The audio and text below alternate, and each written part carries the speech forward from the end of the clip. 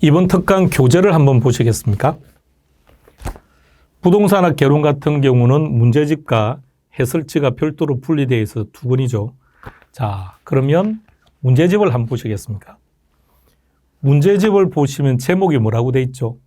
기출 N 기출 응용이죠.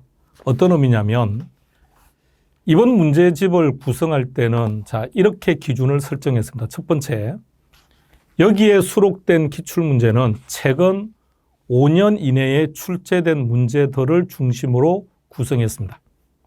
이유는 여러분들이 최근 5년 이내에 기출되었던 문제들을 보셔야 최근 유형을 알 수 있으니까요. 문제는 말입니다. 변합니다.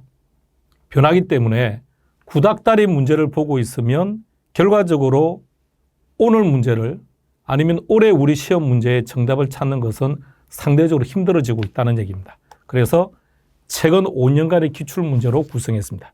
그런데 10년 전에 출제되었던 문제라고 할지라도 상당히 중요한 문제들이 있기 때문에 범위를 조금 더 넓혀서 최근 10년간에 기출되었던 문제들 중에서 중요 지문들로서 다시 문제를 구성했습니다. 그래서 제목이 기출 응용이라는 말이 붙은 겁니다. 그러면 우리 문제 제목을 기출 N 기출 응용으로 잡은 이유는 아시겠죠? 그러면 목차를 한번 구경해 봅시다. 개론 목차 한번 찾아보세요. 개론 목차를 찾으시면 테마가 40개로 구성되어 있죠. 테마 하나당 구성되어 있는 문제를 보시면 최근 5년간 기출된 문제가 3문제, 10년 중에서 출제되었던 문제 중에서 필요한 중요한 지문들을 뽑아서 구성된 문제가 3문제. 그럼 테마당 6문제로 구성되어 있습니다. 그럼 전체 문항수가 얼마가 되는 거죠? 그렇죠. 4, 6, 24 하면 240문제가 수록되어 있습니다. 충분합니다. 아마 이 교재가 공인중개사 문제집의 바이블이라고 생각합니다. 문제를 위한 문제를 보지 말라는 얘기입니다. 강양구도 문제집을 많이 만들어 보고 기본서도 많이 써봤습니다만 문제집은 기본적으로 일정한 볼륨을 요구합니다. 출판사가. 왜냐하면 어느 정도 볼륨이 나와야 책값을 책정하죠. 그러다 보면 문제 수가 많아져요. 그러다 보면 어쩔 수 없이 문제를 위한 문제가 만들어지기 시작합니다.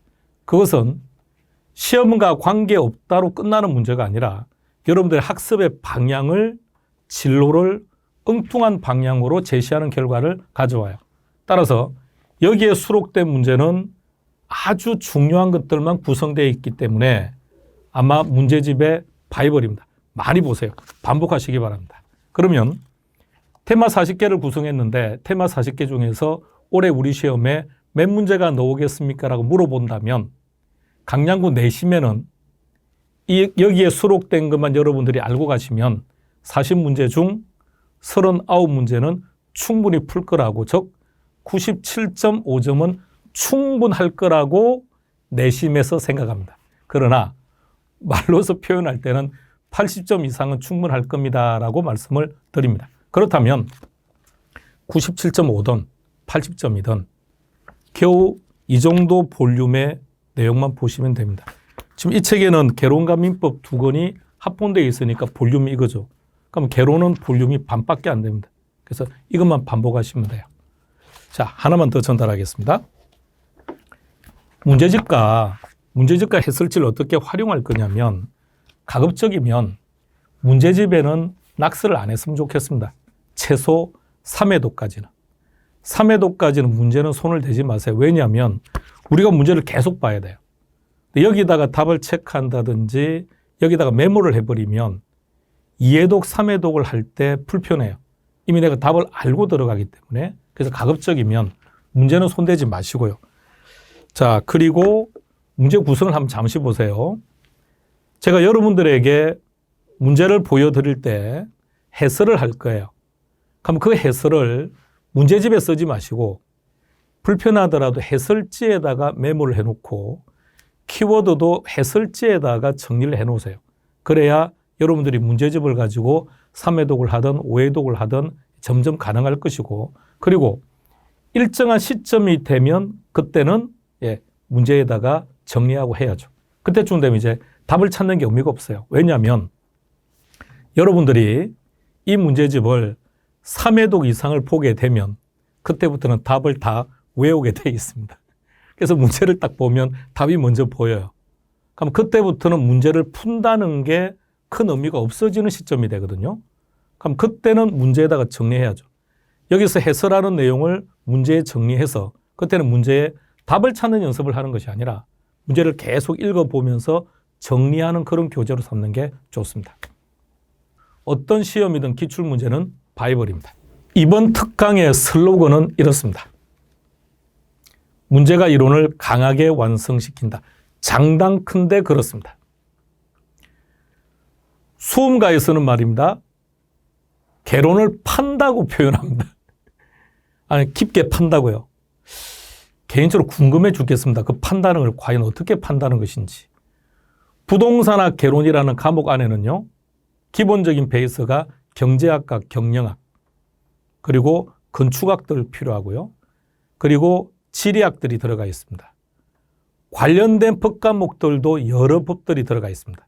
그러면 부동산학 개론을 정말 진지하게 학문적으로 공부를 한다면 경제학과를 졸업하고 경영학과를 졸업하면서 회계학을 학습하고 그리고 법학과를 통해서 다양한 법들을 학습하고 그리고요, 지리라든지 도시계획을 학습하고 그렇다라고 한다면 책을 보면서 깊게 들어가서 판다는 것을 동의하겠습니다.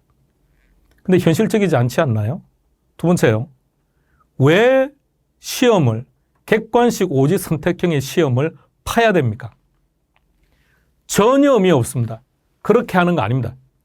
문제를 통해서 이론을 정립하고 답을 찾는 기술을 익히시기 바랍니다. 여러분들에게 늘 말씀드렸던 시험은 기술이라는 것에 동의하신다면 시험 준비를 하는 것도 기술이고요. 답을 찾는 것도 기술입니다. 그 기술을 정확하게 습득하시기 바랍니다. 이번 특강을 통해서 키워드를 통해서 직관적으로 정답을 찾는 것을 보다 더 성숙한 단계로 가도록 하겠습니다.